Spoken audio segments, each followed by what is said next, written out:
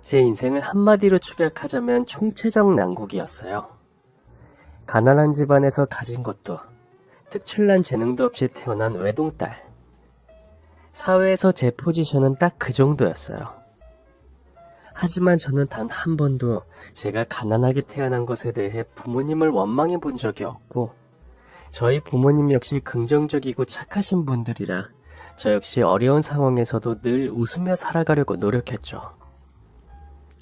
남을 미워하는 건 너 스스로를 갉아먹는 거야. 최후에 웃는 놈이 승자라는 말도 있잖냐.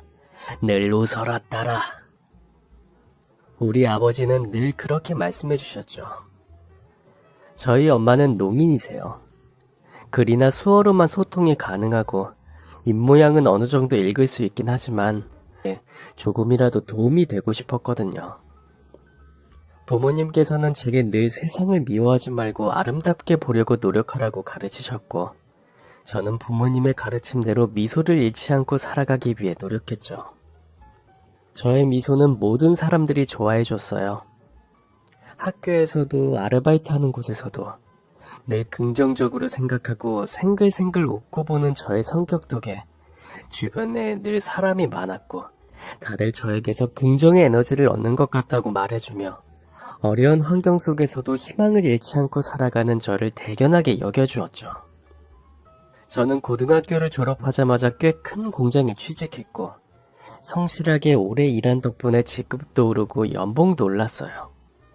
드디어 안정적인 수입을 얻어 힘들어하시는 부모님께 도움을 드릴 수 있을 만큼의 어른이 되었다는 생각에 2교대 생산직으로 일하면서 몸은 고되었지만 마음만은 행복한 나날이 시작되었죠. 그렇게 다니던 직장에서 지금의 남편을 만났어요. 남편은 긍정적이고 따뜻한 마음씨를 가진 저에게 첫눈에 반했다고 그랬죠. 소영씨, 오늘 야간 근무 아니지 않아요? 아, 오늘 미혜가 아프다 그래서 근무 시간 바꿔줬어요. 그러다 진짜 달라요. 지난주에도 계속 야간 근무했잖아요. 괜찮아요. 야간 근무하면 수당 많이 나오고 전 좋죠. 미혜씨 맨날 그렇게 아프다고 거짓말하고 야간 근무 빼는 거 알면서 그걸, 사람이 이렇게 미련해. 그런 소리 자주 들어요. 안 되겠네. 내가 오늘 소영씨 벌을 줘야겠어요. 내가 자꾸 그렇게 사람들한테 손해볼 짓 하지 말라 그랬죠. 네? 벌이요? 오늘 강소영씨는 돼지고기 실컷 먹고 배 터지는 형벌에 처합니다. 땅땅!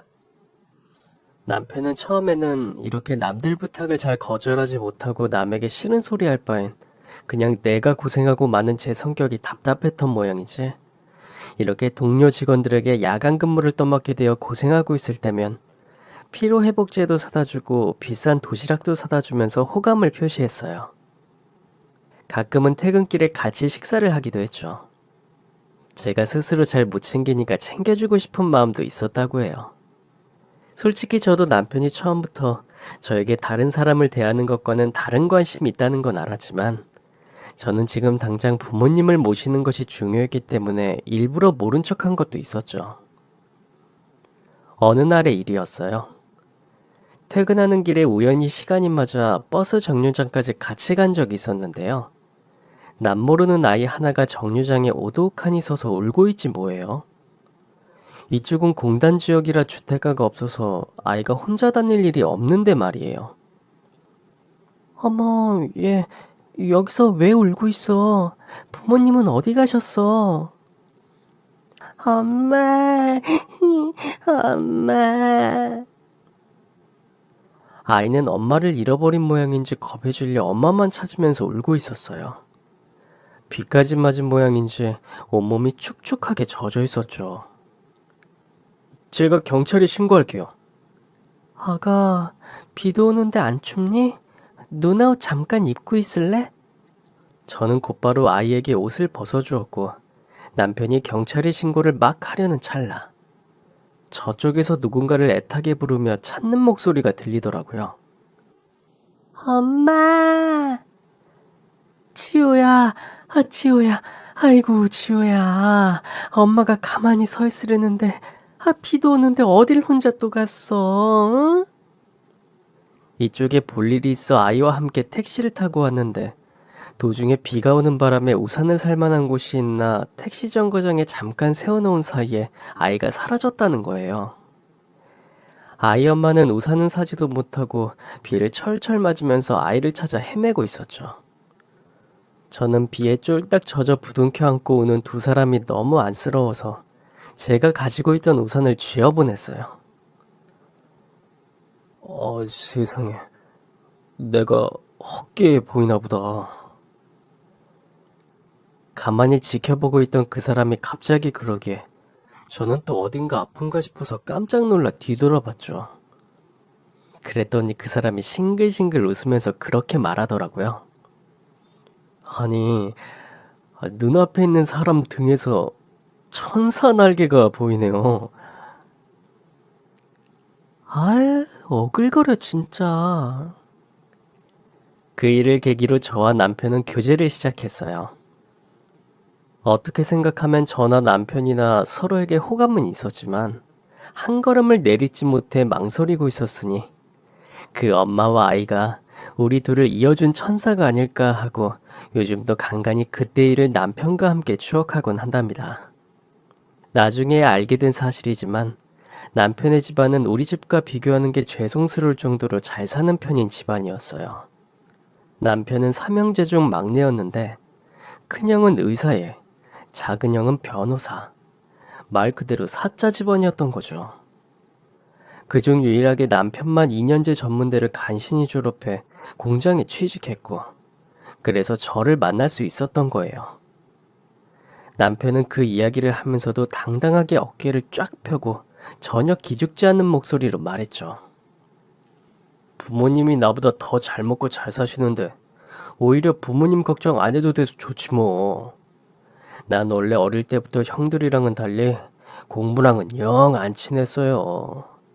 내가 탱자 놀기만 하는 것도 아니고 기숙했다는 초강수를 두셨고 남편은 보란듯이 그날로 바로 자취방을 얻어 나와 학자금 대출과 아르바이트로 등록금도 내고 생활했기에 20살 이후로는 부모님께 도움을 받아본 적이 없으니 자신은 부끄러울 것도 꼴릴 것도 없다는 입장이었죠. 전 그런 남편이 너무 멋져 보였어요. 저 역시 늘 긍정적으로 살기 위해 노력했지만 마음 한편에서는 늘 내가 남들보다 못하다는 그런 낮은 자존감이 때때로 저를 우울하게 만들기도 했지만 어떤 상황에서도 절대 굴하지 않고 나만의 길을 개척해 나가는 남편의 높은 자존감이 너무 든든하게 느껴졌죠. 결혼 이야기가 본격적으로 나오기 전 남편의 집에 인사를 드리러 간 적이 있었어요. 그때는 결혼 이야기가 오갈 때도 아니었고 교제한 지 1년이 됐으니 인사는 드리는 게 좋을 것 같다는 남편의 말에 그냥 여자친구 신분으로 갔었던 건데도 예비 형님들은 저를 머리끝부터 발끝까지 마치 채소 고르는 것 마냥 위아래로 스캔하시더라고요. 아무리 저라도 눈치채지 않을 수가 없는 노골적인 눈빛으로요. 안녕하세요. 대현 오빠랑 사귀고 있는... 어머, 지금 오빠라고 그랬어요?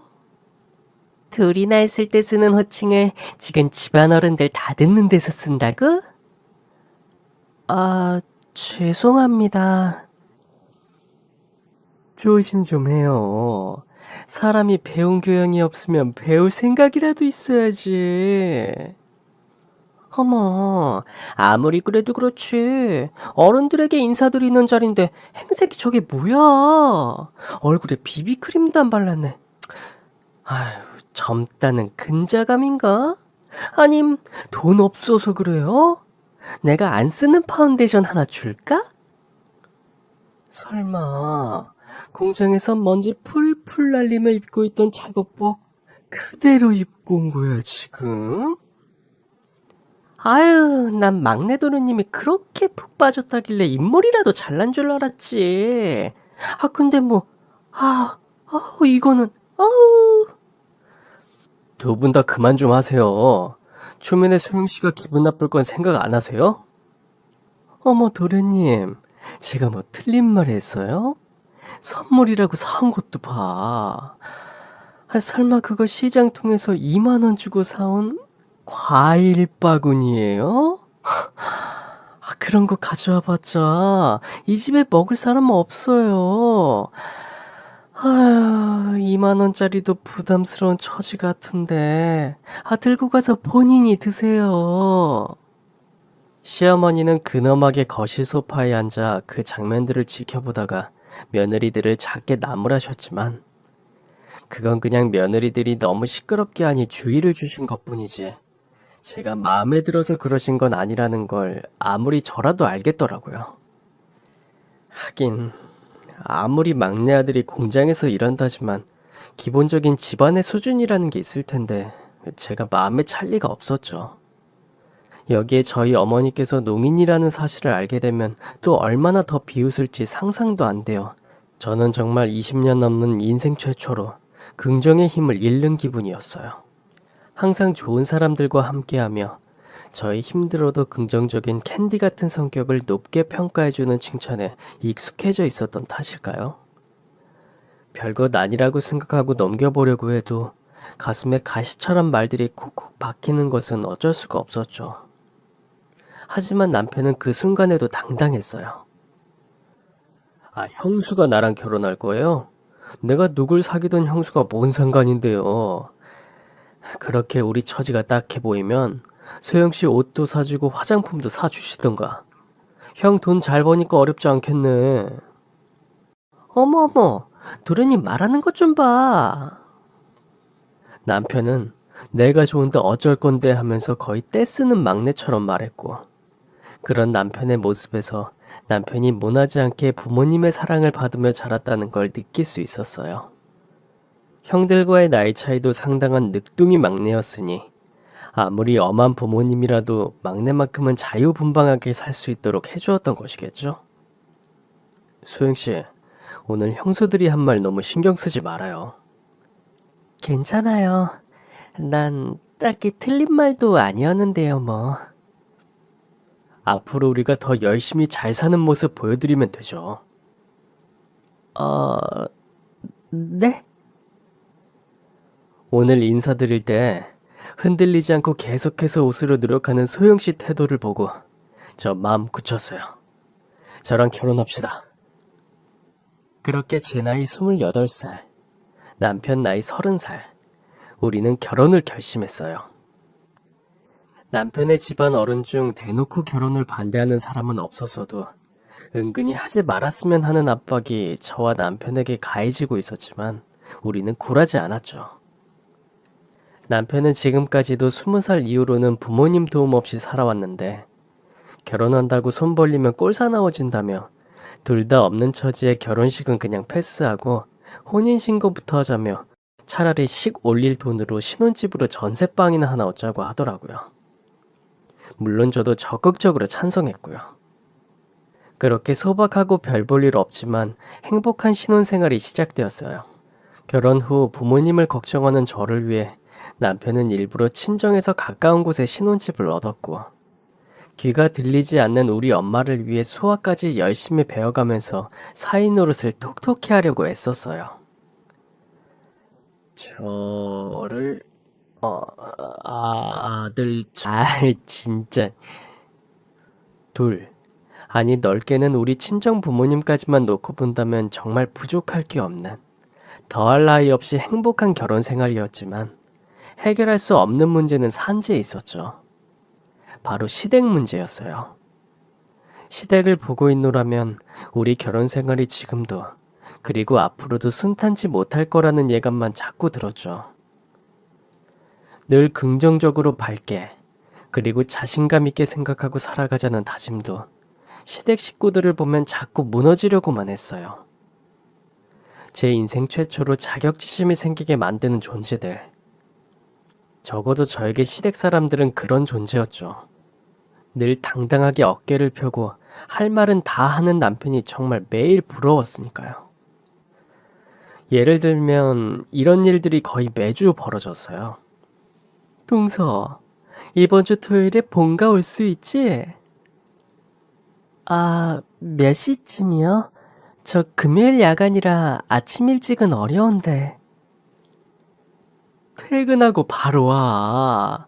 토요일에 본가 대청소하는데 며느리가 손을 보태야지.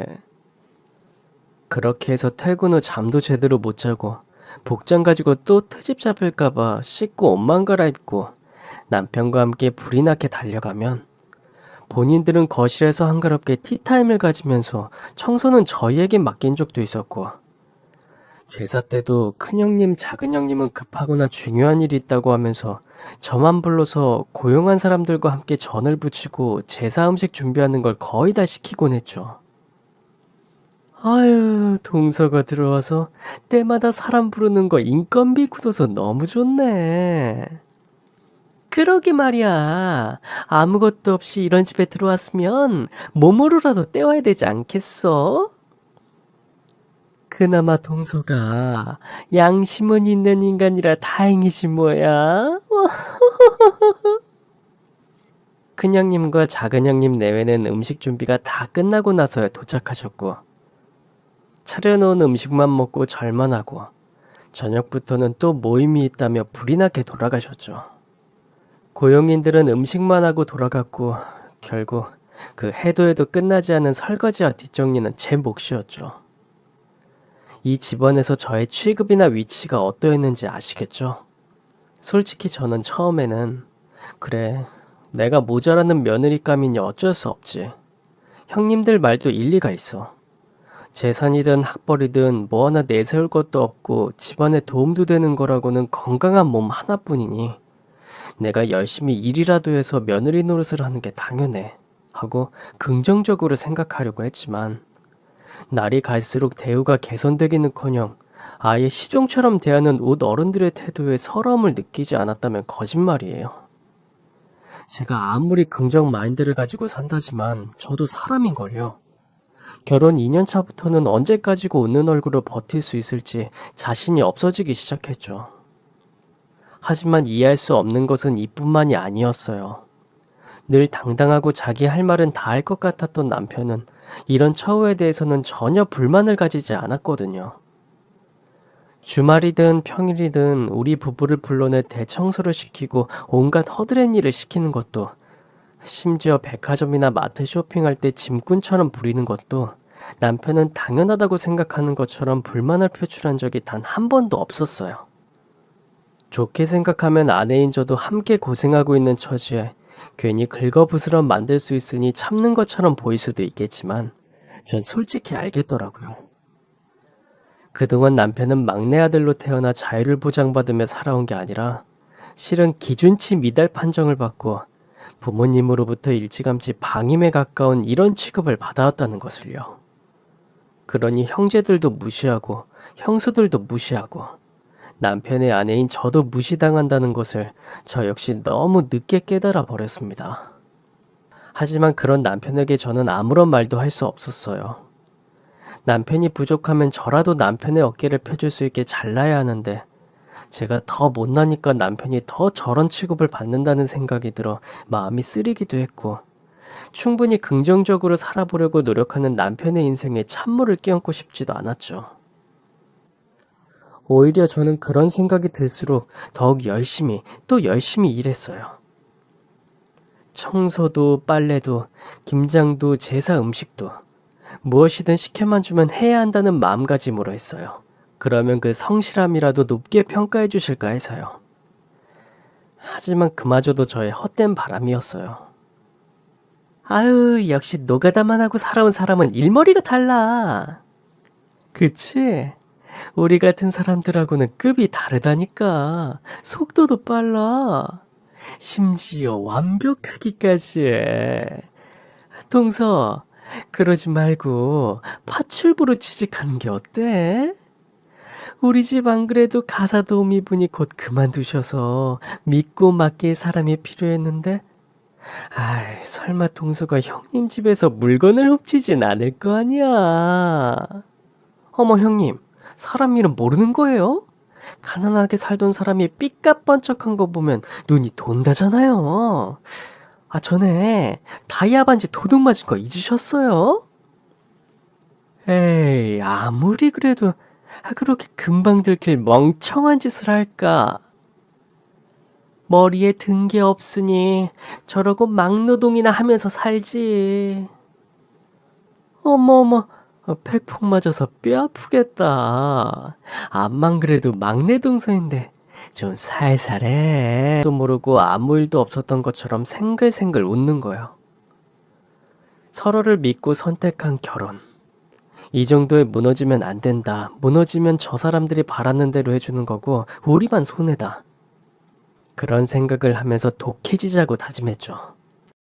하지만 형님들에게는 저의 그 태도조차 눈엣가시 같았나 봐요. 동서, 내가 진짜 진지하게 묻는 건데 혹시 지능이 좀 모자라? 네? 그게 무슨 말씀이세요?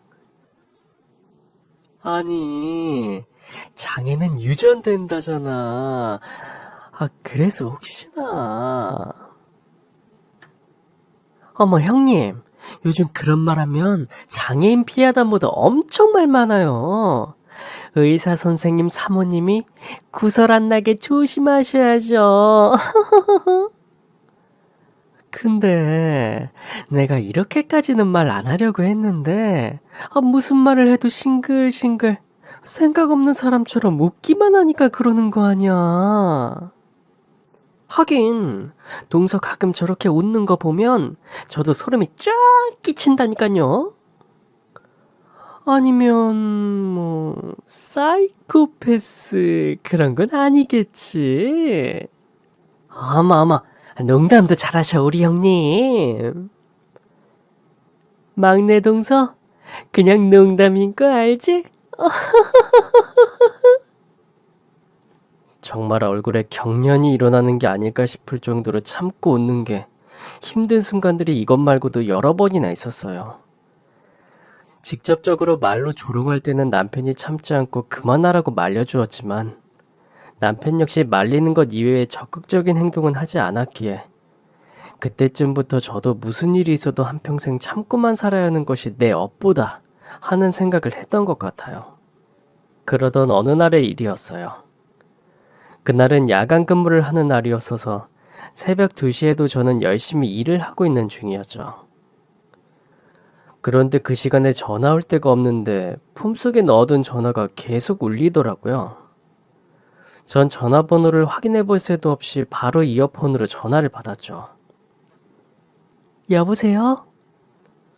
그런데 수화기 너머에는 사람 말소리는 안 들리고 신음소리 같은 것만 들려왔어요. 저는 처음에 어떤 미친 변태가 장난 전화를 했나 보다 싶어서 안 그래도 바빠 죽겠는데 장난질하지 말라고 소리치고 전화를 끊으려고 했는데 기계가 워낙 시끄러워서 자세히 듣진 못했지만 신음소리 중간중간 사람 목소리 같은 게 들리는데 이상했죠. 저는 직장 동료에게 잠깐 양해를 구하고 조용한 곳으로 이동해서 전화를 받았어요. 여보세요? 누구세요? 아가, 나다. 시어머니 목소리였죠.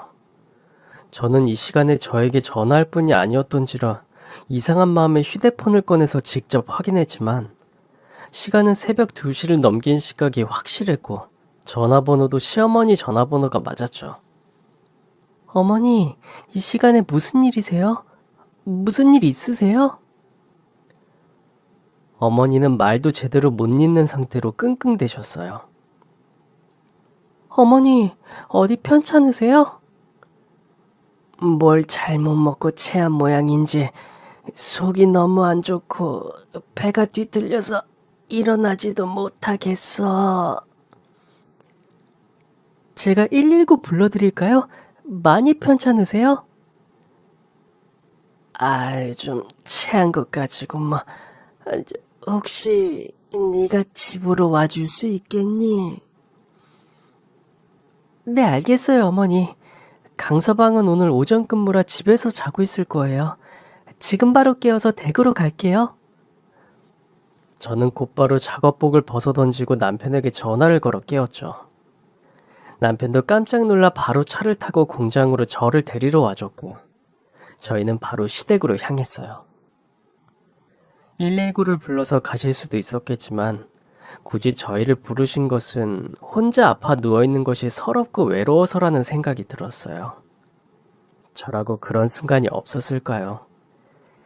그 마음을 누구보다도 알았던 저는 잠이 덜 깬 남편을 닥달해서 빨리 도착하도록 했고 다행히 늦지 않게 도착했어요. 어머님께서는 우리 부부가 도착할 때까지도 거실에 엎어진 자세로 배를 부여잡고 끙끙대고 계셨죠. 어머님, 괜찮으세요? 아이고, 미안하다. 너 일하는 중이었을 텐데. 그런 말씀 마세요. 어머님이 먼저죠. 여보, 반지꼬리 어디 있는지 알아요? 약통하고 반지꼬리 가지고 와요. 어머님 손가락부터 따게. 저는 일단 급하게 어머님을 소파에 앉혀드린 뒤 따뜻한 담요를 덮어드렸고 남편에게 상비약과 함께 반지꼬리를 가져오라 일렀어요. 저녁에 뭘 드셨는지 몰라도 급체를 하신 모양인지 엄지손가락을 바늘로 땄는데 어찌나 심하게 체하셨는지 피가 안 나올 정도더라고요. 어머니 안 되겠어요. 병원에 가요. 저와 남편은 어머님을 부축해서 곧바로 가장 가까운 대학병원의 응급실로 갔고 정신없으신 어머님을 대신해 수납까지 했죠. 병원에서는 체한 것이 맞는 것으로 보이나 어머님의 연세가 있으시다 보니 하루나 이틀 정도는 입원하면서 경과를 지켜보고 필요하면 검사도 해봐야 할 것 같다고 했어요. 응급처치를 받고 병실을 올라가고 나서야 그나마 조금 안정된 모습을 보이셨습니다. 그때가 새벽 4시였죠. 어머님 많이 피곤하시죠? 제가 지킬 테니 한숨 주무세요. 검사는 오전에 한다고 의사가 얘기해줬어요. 제가 깨워드릴 테니까 걱정 말고 푹 쉬세요. 아니다, 그럴 필요 없어. 너도 일하다가 말고 와서 잠도 하나도 못 잤을 텐데. 저는 간이 침대에서 잠깐 눈 붙이면 돼요. 나 참, 평소에는 어머님 하면서 옆구리에 찰싹 들러붙어 떨어지지도 않던 것들이 정작 이렇게 필요할 때는 아무런 도움이 안 되는구나. 큰형님과 작은형님을 말씀하시는 거였죠. 거기에 제가 뭐라고 말을 얹기도 애매한 상황이라 저는 어색함을 돌려보려고 말을 돌렸어요. 언제부터 속이 안 좋으셨어요? 좀 더 일찍 전화하셨으면 제가 바로 왔을 텐데. 10시인가? 자기 전에 저녁 먹고 떡을 간식으로 먹은 것이 잘못돼서 체한 모양인지 잠자리에 누웠을 때부터 명치 아랫부분이 꽉 막힌 것처럼 영 불편해서 뒤척였었거든. 그러다가 안 되겠다 싶어서 큰 며느리랑 둘째 며느리한테 전화했는데 이것들이 세상에 시어머니가 아파서 다 죽어간다는데도 바쁘다고 소화제 사서 잠깐 들릴 시간도 없다면서 나더러 아직 괜찮아 보이는데 약국 문 닫기 전에 가서 사다 먹으라고 하지 뭐냐. 아이고. 저라도 올 수 있었으니 됐죠. 뭐 푹 쉬세요. 어머니는 두 형님이 바쁘다는 핑계로 아픈 자신을 모르는 척하고 소화제를 사다 주는 것조차 매몰차게 거절한 것이 너무 섭섭하셨던 모양인지 한참을 잠 못 이루시고 저에게 하소연을 하셨어요. 저도 덩달아 마음이 착잡했지만 거기서 맞장구라도 쳤다가는 괜히 형님들 뒤에서 뒷담화나는 꼴이 될까봐 아무 말 못하고 어머님을 진정시켜드리는 데만 집중했죠. 어머님은 다행히 검사 결과로는 아무 문제가 없으셔서 다음날 저녁 퇴원하실 수 있었어요. 이것들은 진짜 해도 너무하는구나. 형님들 말씀이세요? 어머님을 댁에 모셔다 드리는 길에도 어머님은 화가 안 풀리셨는지 이런 이야기를 꺼내셨죠. 그래, 시어머니가 아파서 아무리 단 하루라도 병원에 입원까지 했다는데 병문 안을 오기는커녕 빈말로라도 어머니 괜찮으세요 하고 전화 한 통을 안 하는구나. 형님들도 바쁘셔서 그러실 거예요. 바쁘기는 무슨 모임이다, 무슨 모임이다. 하하호호 끼리끼리 모여서 놀러 다니는 것을 내가 모를 줄 알아? 오늘 큰애는 무슨 골프 모임이 있다고 공 치러 간다고 하더구나. 사람들하고 모여서 그깟 공이나 치는 게 제 어미, 시어머니보다 중요하다는 거지. 며느리들은 피 한 방울 안 섞인 남이라 그렇다지만 어떻게 아들 녀석들까지 그럴 수가 있어? 그러면서 어머님은 그래도 너희밖에 없다. 너희가 안아주었으면 나는 지금도 혼자 거실에 엎어져서 끙끙대고 있었을 거야 하시면서 몇 번이나 저희 부부에게 고마움을 표하셨죠. 언뜻 보아도 어머님이 화가 많이 나신 것 같아서 저도 괜히 속상하더라고요. 그 후로 어머님이 저를 대하는 태도가 달라지셨어요. 전에는 제가 무난 인사를 드려도 영 마뜩잖은 목소리로 빨리 끊으려고 하셨던 것에 비해서 그 후로는 먼저 전화를 걸어주시기도 할 정도로 사이가 가까워졌죠. 저는 내심 그동안 인정받고 사랑받기 위해 시종 같은 대우를 받으면서도 꾹 참고 정성을 다했던 것을 어머님께서 이제라도 알아주시는 것 같아서 기쁜 마음이 컸어요. 여보, 내일 주간 근무하죠? 네, 왜요? 어머니가 아까 전화가 오셨는데 시간 맞으면 오랜만에 외식을 하자고 하시네요. 아, 형님 네 분들도 다들 참석하시는 자리죠? 전 솔직히 어머님과의 사이는 이번 일을 계기로 가까워졌어도 여전히 형님들은 불편했어요. 아주버님들이야 저와 대화를 나눌 일 자체가 적다 보니 그냥 어색한 정도였지만 그동안 형님들이 저에게 했던 말과 행동이 있었기에 집안일을 해야 할 때 말고는 부딪히지 않고 싶은 것이 솔직한 심정이었죠. 내색은 안 했지만 남편 역시 제 마음을 어렴풋이 알고는 있었던지라 자기도 아차 싶은 표정으로 그러더라고요. 내가 어머니한테 한번 물어볼게요. 남편은 그렇게 말하곤 바로 어머님에게 전화를 걸었죠. 저는 퇴근하고 저녁 식사를 준비하던 중이라 이야기를 못 들었는데 남편이 통화를 끝내고는 그러더라고요. 어머니가 그러지 말고 주말에 쉬는 날 보자고 하시는데요. 다른 가족들은 안 오고 우리하고 어머님하고 이렇게 셋이만 보자고 하시는데. 그래요? 남편은 어떻게 생각했는지 모르겠지만 저는 기쁨이 먼저 앞섰어요. 드디어 어머님이 우리를 봐주시는구나. 열심히 밝고 긍정적으로 살아가려고 노력했던 내 인생이 틀린 게 아니었구나 하는 생각이 들었어요. 그렇게 어머님을 주말에 뵙게 되었고 식당 예약도 어머님이 하셨다고 하셔서 어머님께 폐가 되지 않도록 신경 써서 꾸미고 나갔는데 따라와라. 내 이럴 줄 알고 일부러 레스토랑 예약 시간보다 일찍 만나자고 한 거다. 어머니는 그렇게 말씀하시고는 어리둥절해 있는 저희 두 사람을 데리고 백화점으로 가셨어요. 그리고는 저는 생전 처음 들어가 보는 비싼 명품 브랜드 매장으로 말도 없이 끌고 가셔서는 이것저것 저에게 골라주고 직원에게 포장해달라고 하셨어요. 당연히 저는 기겁했죠. 어머님, 저희는 이렇게 비싼 거 저희 형편에는 맞지 않아요. 누가 너 보고 개선하라고 했어? 아무렴 내가 너희 형편 뻔히 아는데 백화점까지 데려와서 네 돈으로 결제하라고 하겠니? 어머님, 그럼 더더욱 안 되죠.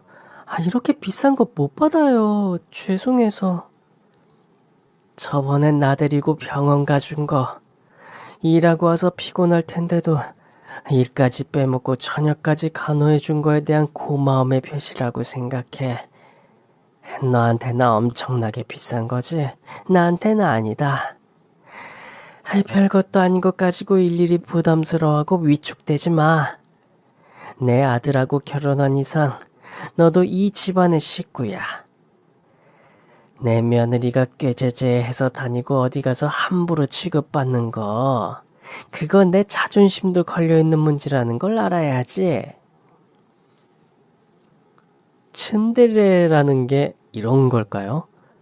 어머님은 짐짓 고압적으로 저를 나무라는 것처럼 말씀하셨지만 그 말에서 저를 생각해 주시는 진심을 느낄 수 있었어요. 이제야 저를 이 집안의 식구로 그리고 며느리로서 인정해 주신다는 생각에 눈물까지 나려고 하더라고요. 3년의 고생을 보답받는 것만 같았죠. 그건 입고 갈 거니까 포장하지 말아요.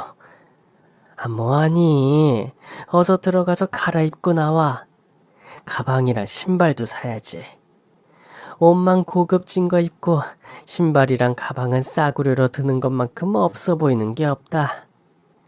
오늘 예약한 레스토랑 격에 맞는 복장을 갖춰야지. 어서 서둘러. 늦기 전에 태연이 옷까지 보고 가려면 우리 이러고 있을 시간 없다. 저는 너무 죄송스럽고 또 부담스러운 마음도 있었지만 그렇게 강하게 말씀하시는 어머님 앞에서 계속해서 거절하는 것 또한 예의가 아니라는 생각에 어쩔 수 없이 어머님께서 사주신 것을 받아들였어요. 남편도 갑자기 달라진 어머님의 태도에 어안이 벙벙한 표정을 짓고서도 저보고 너무 예쁘고 잘 어울린다고 좋아해줬죠. 그렇게 그날은 어머님이 선물해주신 명품을 입고 난생 처음 가보는 고급 레스토랑에서 식사도 했어요. 이거는 2번째 나이프로. 감사합니다, 어머님. 너도 이제 우리 식구가 되었으니 어디 가서 창피 안 당하려면 이렇게 우리 집안 수준에 하나하나 맞춰가고 공부해야지. 어머니는 고급 양식을 먹어본 적이 없어 식기 사용법도 모르는 저를 부끄러워하지 않으시고 하나하나 가르쳐 주셨어요. 다음엔 사돈도 모시고 한번 만나자. 저희 부모님도 너무 좋아하실 거예요. 하지만 저희들에게는 너무 과분한 것 같아요, 어머님. 내 며느리로서 인정받으려면 그런 비굴한 태도부터 버려. 그날 어머님은 저에게 많은 이야기를 들려주셨어요. 아버님은 보따리상부터 시작해 유통업계로 진출한 자수성가형 사업가셨고 어머님 역시 본래 집안은 가난했기에 지금까지 이루어낸 모든 재산과 명성은 오롯이 자신들만의 피나는 노력으로 일구어낸 것이기에 저의 가난을 이해할 수 있다고 하셨죠. 아버님께서 비교적 일찍 돌아가신 이후 어머님께서는 일구어낸 부와 명성을 지키기 위해 그리고 자신의 자식들은 자신들처럼 가난하고 무식하다고 무시받지 않게 해주기 위해 교육에 열을 올리셨고 덕분에 큰 아주버님과 작은 아주버님이 사자 직업을 가질 수 있었던 거죠. 하지만 어릴 때부터 그런 부모의 뜻은 모르고 공부에 재능도 관심도 없는 막내 아들이 한편으로는 아픈 손가락이시던지라 결혼만큼은 좋은 집안 여자를 만나서 하길 바랬던 면도 있어서 조금 실망하지 않았다면 거짓말이라고 솔직한 심경을 털어놓으셨어요. 모두 맞는 말이고 어머님의 마음이 이해가 갔기에 저 역시 이렇게 진심을 말씀해 주셔서 감사하다고 마음을 전했죠. 내가 그동안 눈이 멀어서 잊고 있었던 거야. 그 시절 애들 아빠, 내 남편이 보따리 짐을 지고 물을 건너다니면서 장사할 때 지금의 우리 집안이 있게 해준 것이 다 우리와 우리 주변에 있는 선한 사람들의 노력과 진심의 결실이었다는 걸 내가 자식인 너희에게 다시 배우는구나. 어머님은 그렇게 말씀하시며 추억에 젖은 듯한 눈빛을 하셨죠. 그리고 일주일쯤 지났을 때였을까요? 어머님께서 여느 때와 같이 주말에 온 식구가 다 모여 식사나 하자고 저희 부부를 불러주셨고 저는 어머님께서 사주신 옷과 가방을 챙겨 입고 갔죠. 큰형님과 작은형님 내외는 늘 그랬던 것처럼 아직 도착하지 않으셨고 저는 이 고운 옷에 물이라도 튀면 안 되겠다는 생각에 늘 그랬던 것처럼 당연히 식사 준비는 제 몫이라는 생각에 앞치마를 목에 걸었고 형님들은 이상한 내용이 담긴 서류였는데 기존의 첫째 아들부터 순서대로 5대, 3대, 2로 나누어 주겠다고 했었던 것이 수정되어 2대, 2대, 6으로 재분배된다는 내용을 담고 있었죠.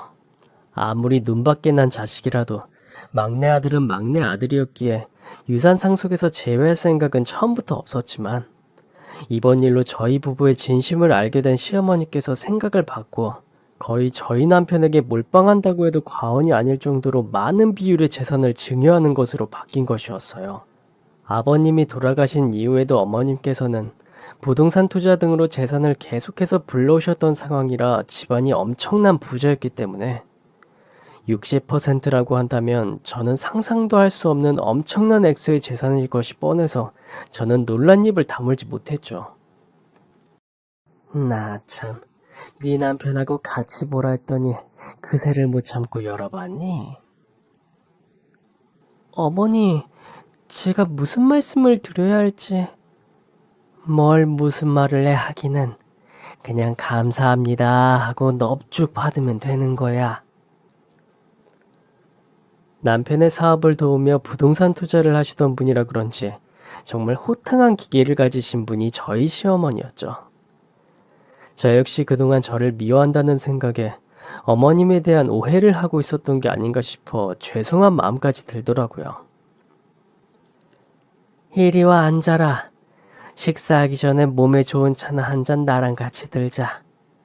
식욕도 돋궈주고 소화에도 도움이 될 게다. 식사 준비는 아직 하나도 안 됐는데. 가끔은 그래도 된다. 네가 무슨 가정부니? 일일이 네가 다 챙기게. 이 집의 며느리가 셋인데. 어머님은 그렇게 말씀하시며 영 찝찝해하는 저를 끌고 거실로 가셨고 손수차를 내려 저에게 주셨어요. 그렇게 어머님과 차 한잔을 하며 도란도란 이야기를 나누고 있는데 큰 형님과 작은 형님 네 분들께서 도착하셨죠. 어머, 동서, 그 옷은 어디서 난 거야?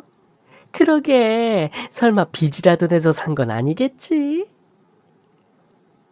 어머, 뱁새가 황새 따라하다 가랑이 찢어지는 거야. 너무 무리한다. 이거 신상 콜렉션이잖아. 어디 인터넷이라도 열심히 뒤져봤나 보네.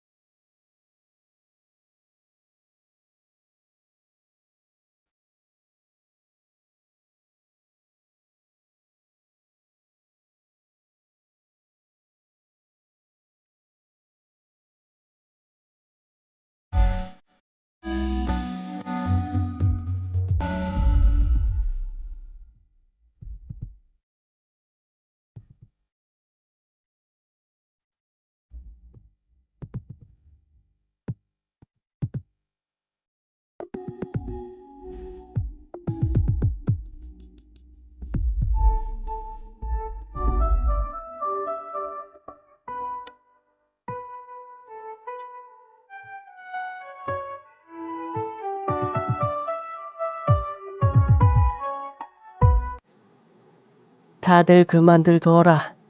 그 옷, 그 가방도 내가 사준 거다.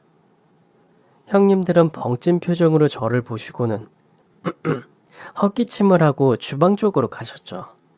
어머, 이게 뭐야? 식사 준비가 하나도 안 되어 있잖아. 아니, 지금 우리 가족 모임이 있다고 식사도 거르고 왔는데 이게 뭐야? 재수 씨, 지금 한가하게 앉아서 차나 마실 때가 아닌 것 같은데. 지금 주제 안 맞는 고급 옷 걸치고 있다고 자기가 무슨 상전이라도 된 걸로 착각하는 거 아니야? 그렇게 아주버님과 형님들이 한마디씩 거들며 저를 나무라셨고 이런 반응을 예상했던 저는 우물쭈물하며 일어서서 앞치마를 걸치려고 했어요. 그때 갑자기 벌떡 일어나신 어머님이 성난 발걸음으로 아주버님과 형님들에게 다가가 뒤통수를 한 대씩 딱 소리가 나게 때리시더라고요. 야, 너네는 손이 없어 발이 없어. 이 집안의 며느리가 셋이나 되는데 막내 며느리만 내 며느리고 너희는 상전이냐? 아휴, 지들이 상전인 줄 착각한 건 너희겠지. 배가 고파? 그럼 니네가 직접 해.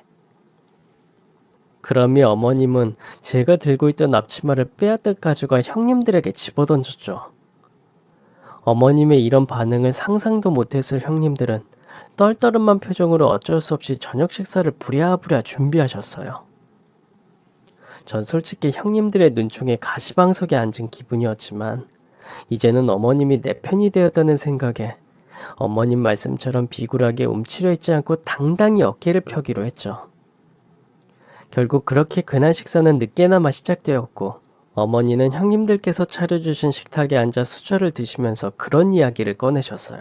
아참, 막내 며느리는 이미 알고 있는데 너희한테도 이야기해야 할 것 같아 말한다. 유언장 내용이 기존과 바뀌었으니 그리 알아라. 어머니, 그게 무슨 말씀이세요?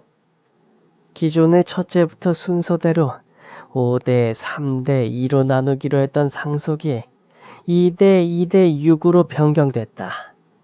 나 죽고 박 터지게 싸우는 거 방지하기 안 되는 공장 노동자 따위한테 60%를 준다니. 이게 말이 돼요, 어머니? 전 용납 못합니다. 시끄러워. 다들 입 못 닥쳐? 밥상머리에서 감히 침이나 튀기는 것들이 무슨 수준을 다져 지금? 어머님의 일갈에 순식간에 분위기가 싸해졌고 어머님은 화가 난 목소리로 말을 이으셨습니다. 너희 저번엔 나 아프다고 죽는 소리 낼 때 어떻게 했어? 바쁘다 바쁘다 하면서 와보기는커녕 아파서 입원해 있는 어미는 만나러 오지도 않고 골프 모임이다 부부 동반 모임이다 사치하고 다닌 거 내가 모를 줄 알아? 의사들이 있으면 뭐 하냐? 정작 나 아플 때는 죽거나 말거나 관심도 없는데.